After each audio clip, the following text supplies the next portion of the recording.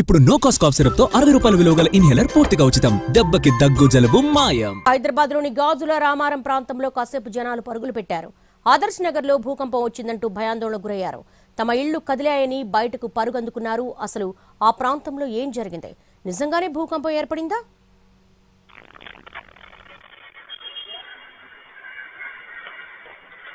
హైదరాబాద్ గాజుల రామారం ప్రాంతంలోని ఆదర్శ్ నగర్లో ఉదయం 10:10 భారీ శబ్దం వినిపించింది. దాంతో తమ ఇళ్లు కదిలాయంటూ ఆందోళనకు గురయ్యారు అక్కడి ప్రజలు. భూకంపం వచ్చిందేమోనని ఇళ్లలో నుంచి బయటకు పరుగులు తీశారు. ఇళ్లు కదిలే దృశ్యాలు సీసీ కెమెరాలో రికార్డయ్యాయి. అయితే దీనిపై నేషనల్ జియోలాజికల్ రీసెర్చ్ ఇన్స్టిట్యూట్ ఎలాంటి ప్రకటన చేయలేదు.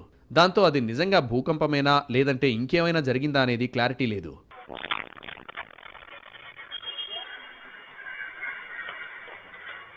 గాజుల రామారం ప్రాంతంలో క్వారీలు ఉంటాయి. పెద్ద పెద్ద బండరాళ్లను పగలగొట్టడానికి బ్లాస్టింగ్ చేస్తుంటారు.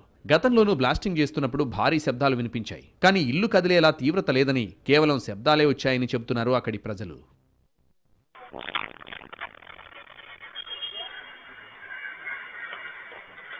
హైదరాబాద్లో భూకంపం అనేది సాధ్యం కాదు.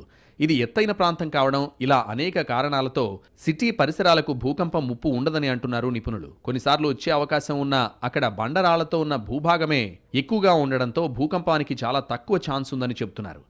గతంలో మేడ్చల్ ప్రాంతంలో భూమి కంపించింది. కానీ అది కృష్ణా బేసిన్ నుంచి వచ్చిన ప్రభావమే. అది అత్యల్ప స్థాయిలోనే వచ్చింది. దానివల్ల ఎటువంటి ఆందోళన అవసరం లేదని చెప్పారు శాస్త్రవేత్తలు. క్వారీల్లో బ్లాస్టింగ్ వల్లే ఇళ్లు కదిలి ఉండొచ్చని, భూకంపం అయితే కాదని చెప్తున్నారు కొందరు. ఇక దీనిపై నేషనల్ జియోలాజికల్ రీసెర్చ్ ఇన్స్టిట్యూట్ ఎటువంటి ప్రకటన చేస్తుందో చూడాలి.